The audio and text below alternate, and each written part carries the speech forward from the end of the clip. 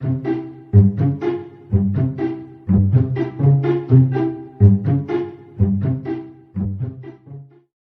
once again, and welcome to Heroes and Droids, your guide to movies and TV shows about superheroes, sci-fi, Disney, and action, from Marvel to DC, from Star Wars to Star Trek, from James Bond to the Fast and the Furious. We review theatrical films and streaming delights you care about most. Tonight we are reviewing Marvel's What If Episode 5, titled What If Zombies?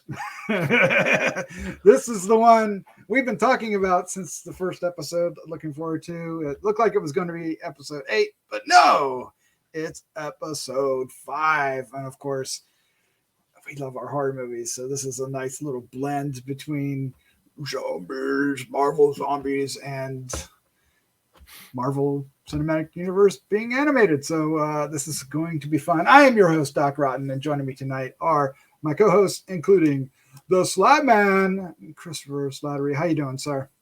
Oh no, that was a little too perfect. All right. Also joining us is award-winning filmmaker Christopher G. Moore. How you doing, sir?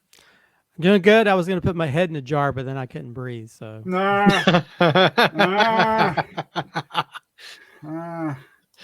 shout out to watch Paul the episode Rudd. to know that reference. By the way. Yes. And you have to say a lot of dad jokes. You do have to say a lot of things. Oh me. All right. What we're going to do tonight is we're going to review this episode. We're going to give our first impression. That will be spoiler free, and then we're going to deep dive into the episode, giving away everything. We'll spoil it all, give away Easter eggs and all kinds of goodness.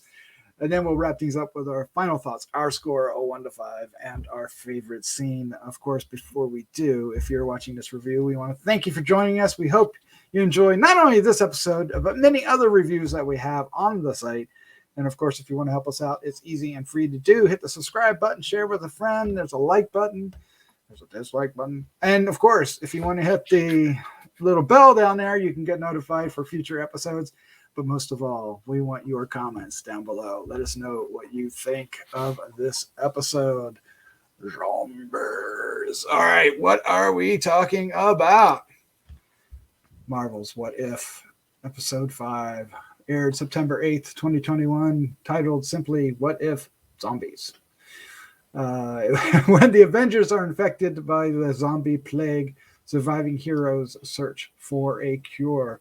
The cast is impressive. It includes Jeffrey Wright, Mark Ruffalo, Chadwick Boseman, Paul Bettany, Sebastian Stan, Evangeline Lilly, Paul Rudd, Jon Favreau, Denai Guerrera, and Emily Van Camp, and many others, actually. It's rather good. But let's find out what we thought of this particular episode. Slattman, sir, you are up first. What is your first impression of zombies? So I had a smile from ear to ear the entire episode. I have one nitpick. I think the pacing is a little off. Yeah. Two nitpicks. if I'm gonna nitpick, I do think the ending is kind of a letdown. And they could have gone in different directions. Without spoiling it, I feel like I don't like how they ended it, and I wish they had gone in a different direction or done something completely different. But it felt more like a part one instead of ending of a part one instead of the ending of a full story, in my opinion. Interesting. But if you put those nitpicks aside, which are kind of minor in this case, I freaking loved it. I thought voice acting was top notch. Animation was awesome. They nailed zombies without it being a rated R zombies. I think they did the best that they could for it being on Disney Plus. I really feel like they captured the spirit of Marvel Zombies. Yeah, I think they really captured the spirit of that comic. I think they did. Yeah, interesting. Christopher G. Moore, sir, what was your first impression of episode 5? Well, I mean, I think this is the episode a lot of us have been looking forward to seeing. Granted, they can never go as dark as the actual comics did. No, There's some dark stuff. I mean, there's dark stuff where, just, yeah, some really dark stuff. But there's some dark stuff in this episode where people are getting their heads cut off and split in half and cut in half. I was like, whoa, okay. Yeah, we don't necessarily have to have blood, but okay, I'm okay with this. Granted, they did have a lot of the hidden behind like frosty windows and smoke, and you just hear people eating other people. But overall, it was a fun episode. And then at the same time, it's like, man, I don't. You know what's worse than zombies? Zombies having superpowers. Yes, That sounds horrible. I don't want to be in that universe. That was like, that's kind of scary when they still have their faculties to be able to use their superpowers. But yeah, I think we all were wondering how they were going to be able to pull off zombie stuff when you have people you've reanimated flesh and they're eating people.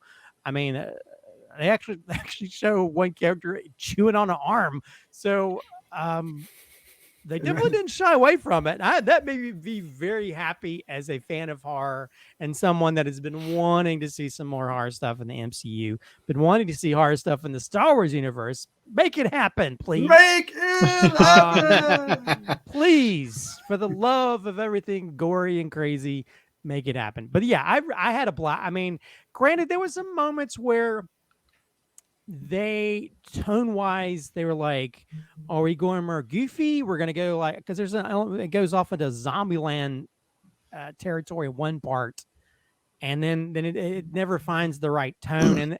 And for me, it's like, this should have been a whole movie.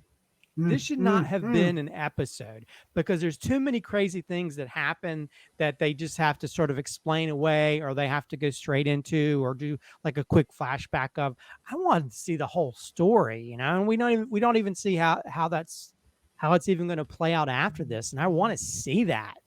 So I think, to me, this is kind of feels like a missed opportunity. I think you would have had a lot of people, and hopefully maybe the eyeballs in this episode, hopefully it hits a whole lot more than the rest of them. If that's the case, hopefully that tells MCU maybe we need to make more horror stuff. Yes. So yeah, I love this. This is a blast. And granted, they did kind of water it down a little bit, but still they had lots of stuff being cut off and chewed up that I was all about. So yeah, I had 2 thumbs up from this guy. Two dismembered thumbs up. All right, I enjoyed this quite a bit. Yeah, I love that Peter Parker, Spider-Man, without the mask the entire time, was the central figure of the story once it gets going.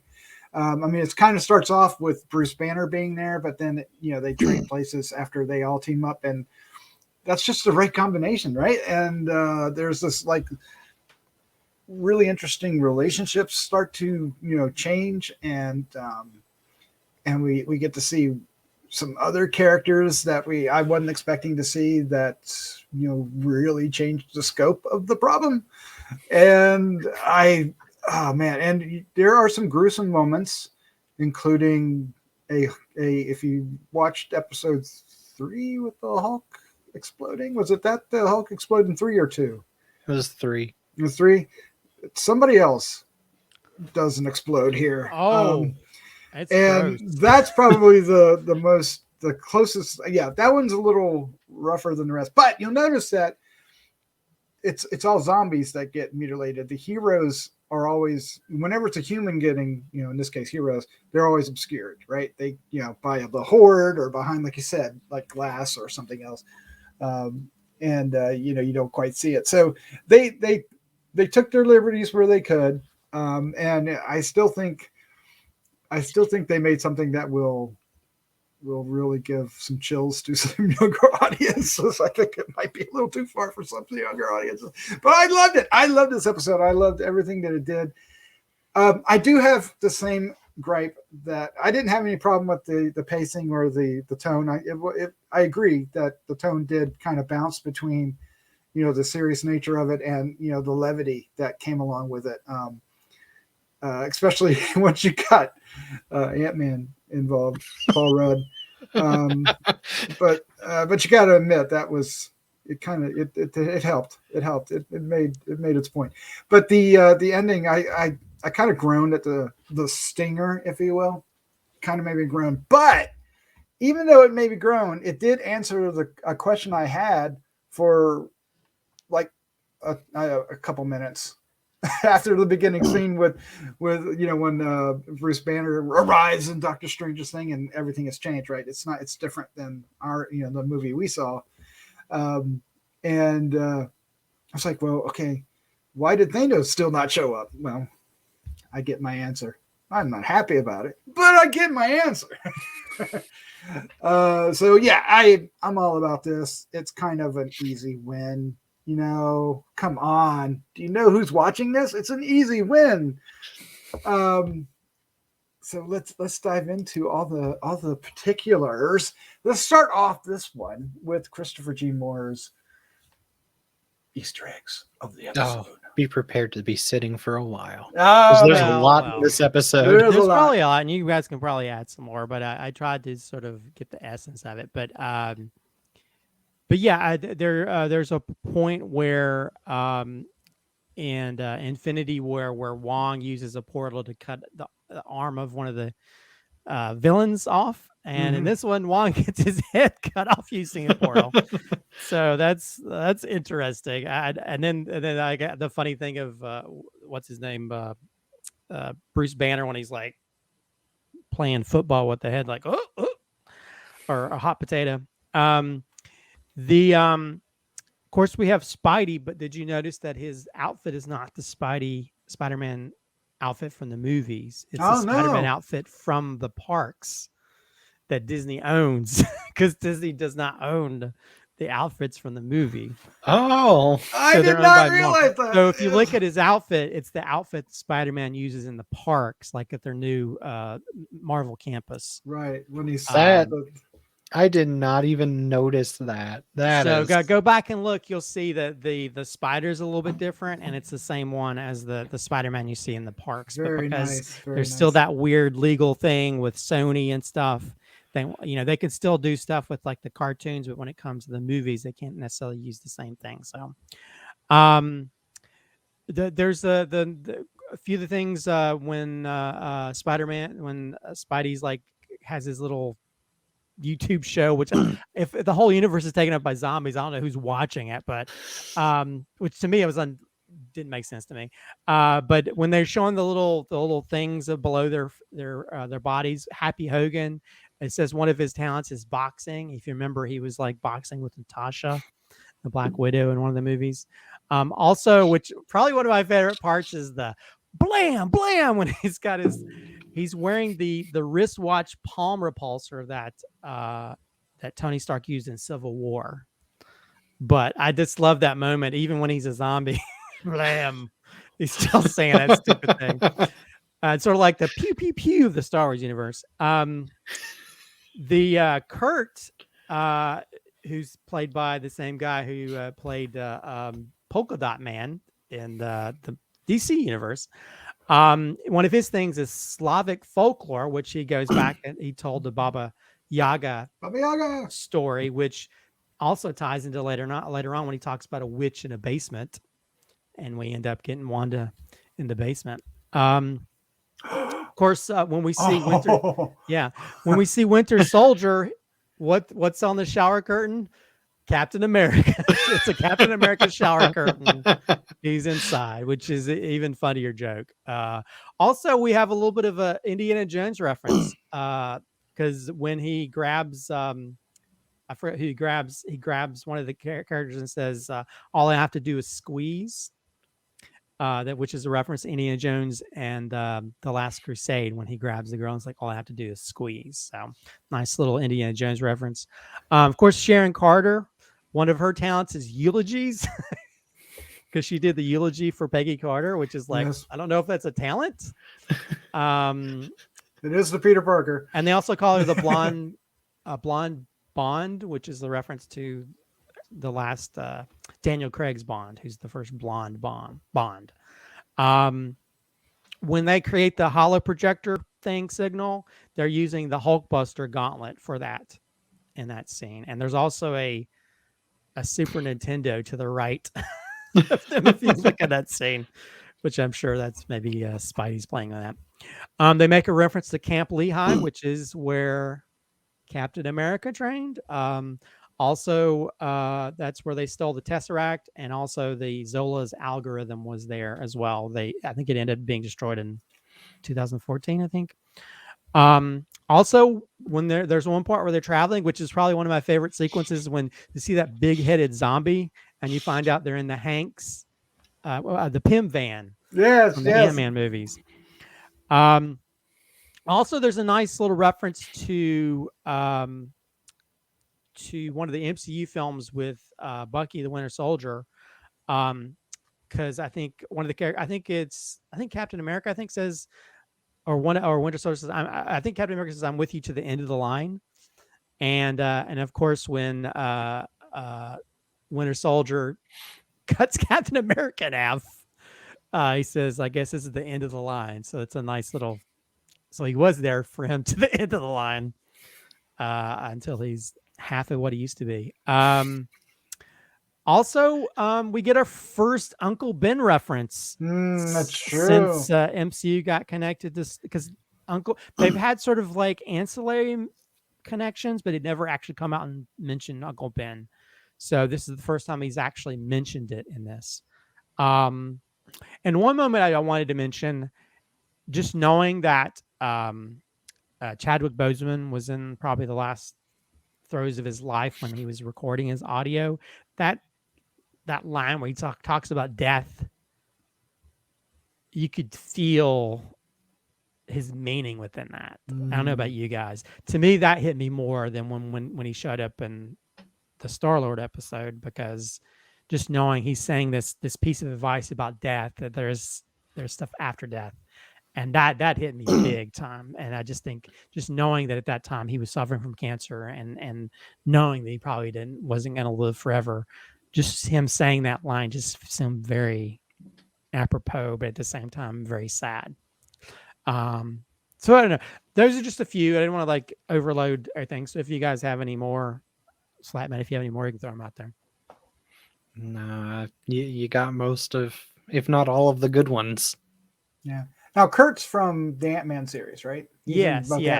He was the group of guys. Although I really feel this was a missed opportunity to have, is it Michael Pena? Yes. He should have been explaining what happened with the what happened to the zombie universe. Yes, that would have been so much fun if he was. That would have worked perfectly. It would have. You know, it would have made sense going so fast with telling what happened. Yeah, there's I guess a homage to Train to Busan in this as well. Well, you do have those the trains. Well, you have the train at the end, and you also have the used trains in the spiderweb thing where they were staying. But yeah, the whole thing what takes place on a train is with Cap. Train to Busan. Yeah, and then of course what happens to Sharon Carter. Well, that's funny. You get Shane Carter explodes. You get Captain America gets cut in half. Also, the Falcon gets split down the middle. I was like, oh, I was kind of shocked. I was like, wow, I'm just not used to these big characters getting diced up so quickly, and it's so like viscerally. I was like, I love this, but I'm kind of shocked by it. I mean, the beginning section with with Hope fighting what was it, Doctor Strange, Wong and Iron Man, and then the two I don't remember their names. The two villains from part of Thanos' posse. Yeah. Yes. Like that was fun. That was fun. That was also brutal. Yes. Well, yeah, but I think that one part where Wong, I think, has just killed the big guy, and he's just chewing on that arm. He's going out like as a drumstick. I was like, oh, go slow down, Wong. Slow your roll. I don't need to see that. That's so kind of gross. I was like, well, okay. As long as it's green, as long as it's zombie green, you can get away with it. Yep. But I don't know if, let's not even go into like the WandaVision Part 2 part. Well, let's talk about the Vision here. Let's talk about the Vision, because he toward the end becomes a rather pivotal part of the storyline. You know, he at one point represents perhaps humanity's last hope, but no, he's wanting his Wanda back because Wanda is turned now what's more frightening, sir, than a superhero with being a zombie, with superhero powers, is a zombie with chaos magic powers is incredibly frightening. Well, that and if your machine boyfriend is feeding parts of people. It's like he fed the leg. He fed a leg, and then of course, Scott Lang is just the head in a jar. But that evidently that was in the comics as well. There, I don't know if it was. If I remember correctly, it was a different. It was a different Ant-Man character that was a head in a jar. Okay. Are you talking about the Vision feeding people to? Yeah. Because I know in the comics, I think that they actually had Black Panther. I think in the comic was missing part of his arm, but in this one he's missing part of his leg. And I was like, as someone that like had an ancillary knowledge of it, I didn't really know like the storylines, but I was like, man, this is like Walking Dead dark, which is very appropriate, I guess, because I think Kirkman wrote the original comics or something. Yeah, he wrote the first batch. But I was like, this is so dark, and I love it. I was not expecting it to go there, but just knowing he's feeding pieces of the Avengers to his girlfriend, but then I was like, yeah, somebody with chaos magic and being a zombie. How can you even fight that? I don't know. That universe seems like it's doomed. I don't see how you could fight that at all. Well, not too many heroes make it out. Yeah, not too many make it out. Well, luckily the Hulk, you can't really bite him, but wouldn't she be able to like rip him apart with chaos magic? Probably. Or force Bruce to come back and then just you could fight Bruce, but you can't fight the Hulk. I love the what's her name?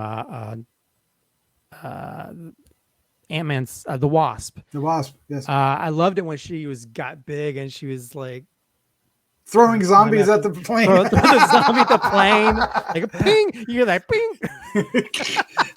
I was like, wow, this is. I was like, this is one of those things. Like they're not really. I mean, there's just all these bodies flying everywhere, and I was like, I want to see more of this. It was just so crazy. Oh, when she's like walking with them. Yep. In her hands. I don't know. There's like so many moments that I really loved in this. Yep. It was pretty fun. It was a lot of fun. Let's go ahead and wrap this up. Let's give our final thoughts, our score of 1 to 5, and our favorite scene. Slattman, you, sir, are first. So this was probably the most anticipated episode of the series for me, and it delivered. It was awesome. It was great. It was fantastic. And I love that they really captured the spirit of the Marvel Zombies comic. And they kept it in a way that it's appropriate for Disney Plus. I don't know how appropriate, but it's appropriate for a Disney Plus release still. And it's appropriate for the MCU. But it just makes me think of what if, What if this was a full-length movie? I want it. I want it so bad. Oh, this is such a great like little trial for Marvel Zombies, and now I really want a full-fledged Marvel Zombies. It could even be animated like this for like the whole story. That's true. Like I would be fine with that. I want more. I loved it. And my nitpicking earlier, the biggest flaw that I think it has is it does feel like this was a part 1 of 2, and I don't think we're going to get that part 2, especially with that cliffhanger, because if you noticed, Thanos didn't have all of the Infinity Stones on the gauntlet at the very end, so the snap wouldn't have worked. He was missing, I think, the Mind Stone. Well, Well, they he had the doesn't- Mind Stone on their plane, so I Yeah, know, yeah, but yeah. he was still missing it. So, Yeah. But I don't know. I Because just the vision was the last one he needed, right? hmm So he still got to get there, Earth to get it. So yeah. But I really enjoyed it. I loved it. I want more. I'm gonna give this one a 5 just because I was grinning from ear to ear the whole time. Even with the nitpicks, I can't give it anything less than a 5. absolutely. And my favorite scene, and it's funny because you guys, I think Christopher, you kind of groaned a little at it when you were talking about it a little bit. But my favorite scene was actually the how to survive the zombie apocalypse YouTube videos. YouTube Yes. video that Peter Parker did. It was so I I thought it was a perfect way to introduce Spider-Man to this episode, and it was a perfect way to catch people up on the zombie stuff if they're not familiar, especially since this is so different than everything else that the MCU has ever put out. I mean, granted, most people would probably have an idea of what a zombie movie or a zombie apocalypse would be like based on what our like pop culture has been, especially with Walking Dead. But for those that haven't watched that stuff, I think it was a perfect introduction, a perfect way to kind of catch people up without feeling too exposition-y, and a perfect way to introduce our characters in a comedic way, especially after the kind of intense and gruesome introduction scene that was right before it. So I loved it. That was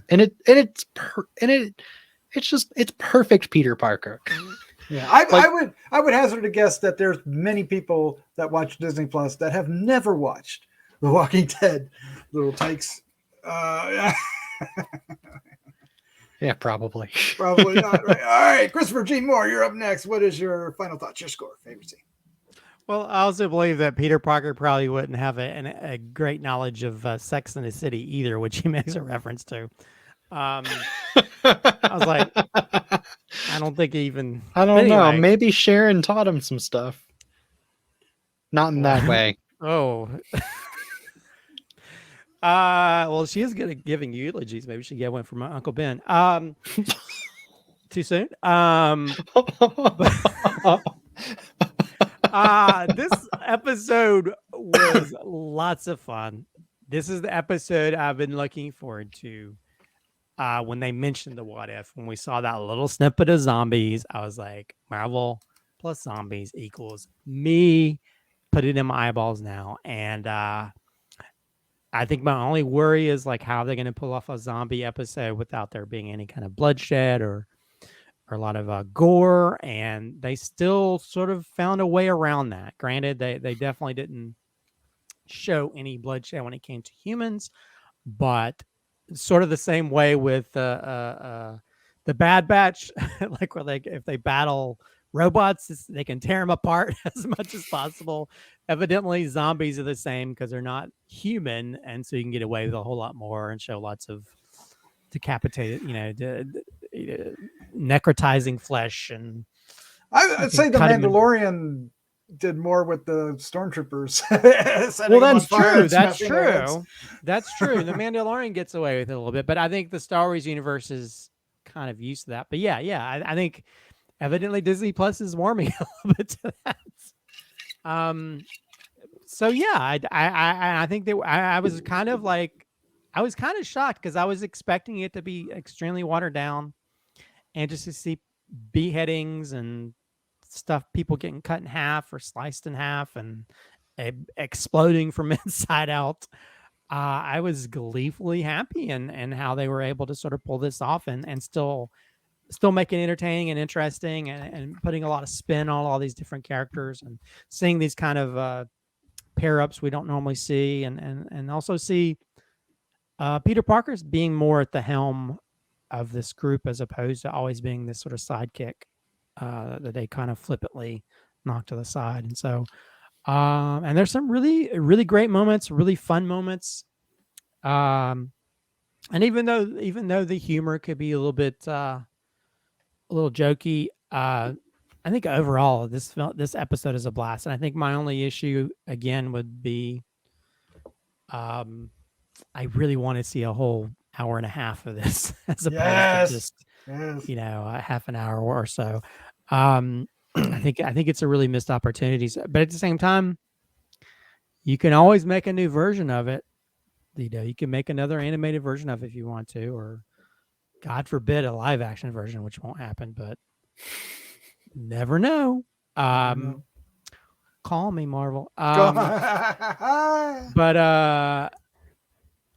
yeah, I mean, I'm gonna have to give it a 5 out of 5. I mean, I have a few nitpicky issues with it, but I still enjoyed the hell out of it, and I really, it just makes me kind of, I just want to see more of this. Please do more of this. I think they need to get outside their box. Even if they make something very gory, release it on Hulu. Just don't release it on Disney Plus. Do it like some of these like Fox editions that they can't, like Alien and stuff, they can't put on Disney Plus. Put it on Hulu, because I'm sure though people will be watching it. This episode is a hard episode to pick one specific. I know. I'm just as torn as a zombie would be torn as to which brain to eat. Blam, blam. Yeah, blam is hard. You know what? I almost did that bit at the end as my intro. I wish I had. I kind of just want to see somebody at the next convention just going around looking like Happy Hogan. Blam, blam, blam. Are you saying blam? I like you get that one little last blam way back in the distance.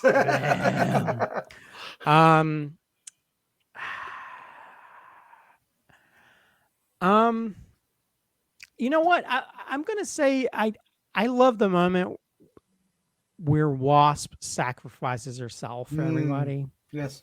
It's just a very powerful moment. When she realizes she's bit, and she can sort of help them along to sort of save everybody else, and she's carrying him and drops him off, and then she just falls back, and all these. I mean, she's got like zombies crawling up her arms and stuff. It's such a really breaking through her mask. Yeah. It's just such a cool visual. Something about that moment. I have to say that's my set. But at the same time, I feel like if I was a character in this episode, it'd be Happy Hogan going blam blam. That'd be me. Because I do that already with like my Star Wars, like pew, pew, pew. My Star Wars stuff. Yeah, I love this episode as well. Come on, it's Marvel zombies. What is zombies? It was an easy win. Well, it could have been a disaster. I mean, they could have handled it wrong, and I would have been like just absolutely beside myself, upset. But they did it right, and but I'm probably going to give this a lot more. You know, I would probably give this a lot more leeway than any other episode because of the topic. You know, I'm already sold on it. So all you have to do is do it. You know, do it well enough, and they did. They definitely did. It is so much fun. The characters they chose to survive are the fun characters to have. I enjoyed that. I like that. Kurt was one of them. That was so weird and random. You know, there's just like these little things they did throughout the, you know, having the van pop up, you know, having Spidey doing all the webs so they couldn't get there, you know, to make it safe. It's just really creative stuff was done in here. And I don't know which one of those are, you know, from the comics or not. But so I read the first series that Kirkman did, but I didn't read it after that. And I couldn't tell you other than that Galactus is the one at the end, not Thanos. But at the so I got to give it a 5 as well. I just have to, right? Because yes, this is the one I'm going to watch over and over again, right? And of course, it also starts off with Bruce Banner, and you know, I'm a Hulk fan. So in the comic, I have a zombie Hulk figure, so you know, the Hulk does become a zombie somewhere in the story. I love the beginning moment when Spidey picks him up and he's like, "Hi, I'm your friendly neighborhood Spider-Man," which is, you know, that classic line. He's like, "What neighbor?" He says, "Like what neighborhood?" Oh man, so my favorite scene. Gosh, there's a bunch. There's so many scenes I could choose, but I'm gonna have to go with the Sharon Carter scene on the train because of everybody's reaction and everything that happened before it, and it was just like it was just the whole idea that she's covered in Sharon Carter, and that's what she says. It's just, it was just, I thought of all the things they did, that was the one that was the one that went furthest than the rest. I mean, it kind of answers the question that everybody had about Ant-Man and Thanos. Oh, now stop. Yes, but that could happen. Oh, but if Thanos had, maybe Thanos had tacos that day, and the wind was just too strong. I want to. That needs to be in season 2. What if? Needs to be a what if. It needs to be. What if Ant-Man goes up Thanos' butt? And even title it that. Ant-Man goes up Thanos' butt, and yeah, I'm sure Disney Plus. What if Ant-Man went to Uranus? I mean, they can't even show the girl Splash's butt in Splash. They had to, so I doubt they're going to show them going up Thanos' butt. But you never know. Hey, they if you need somebody to direct that episode, call me, Marvel. You could do that one. That's the one I'll you're do gonna the up Thanos' butt episode. Oh, well, let's talk about the opportunities they have with horror real quick before we wrap this up, because we know that they're going to go there. They're talking about Doctor Strange and Multiverse of Madness is going to have some of the horror elements in it. And of course, there's rumors about some of the characters in Moon Knight. We know Blade is coming. There's rumors about Werewolf by Night. And of course, they have a lot of other horror characters. They can do Marvel, the horror, the supernatural characters. They have, Ghost Rider being probably the most well-known. But of all of those, and then I'll shut up, I want to see Tomb of Dracula series. Oh, that'd be fun. Well, I mean, they already have a Halloween Star Wars thing coming out. Why don't they do like a what if Halloween episode where it's all horror stories in the MCU? How cool would that be? Yeah. Well, the rumor is that we're going to get a Werewolf by Night episode, Halloween episode next year. Ooh. I like that. Yes. The other cool thing about Marvel horror is that you don't even have to stick to the traditional like Morbius, Blade, those characters, because there's so many dark and potentially really scary like storylines that they've kind of come up with over the years. Like, I mean, they could go really dark with like some Hydra stuff if they really wanted to. Mm-hmm. So there's so much possible. It's just kind of like with Star Wars, how some of like the horror novels are just about stormtroopers. Like they could really there's so much potential. Well, this could give them an opportunity to finally do something involving Mephisto instead of us thinking Mephisto. I mean, that's even true. The part in the last episode with Doctor Strange where his face almost looks like a Mephisto face. So if people have been wanting it, everybody keeps thinking, strategizing, is this Mephisto? Is this Mephisto? It was Mephisto all along. On that corny note, let's go ahead and wrap this up and say good night. I want to say before we do that, I want to say thank you, Slattman and Christopher, for joining me. We've been, like you said, looking forward to this. As soon as we saw the first trailer and Marvel Zombies was in the trailer, we've been looking forward to this episode for, I guess a good year, right? So it's here. We watched it. We all loved it. And it was great talking with you about it for 40 minutes. Let's hope it doesn't go downhill from here on, though. I have a feeling it's not. I feel we're in good shape. Yeah, but at the same time, and when it's all said and done, I think all three of us are going to look back on this episode as the high point. Unless something very, very surprising happens, yes. Unless the zombies appear again. They did leave it on a cliffhanger. Because I know supposedly evil Doctor Strange shows up in an episode. So, I saw a picture. All right, well, let's say good night. Good night. Blam! Blam! Blam! Blam! Head in a jar. Dad joke. Bye. You guys did so much better than me.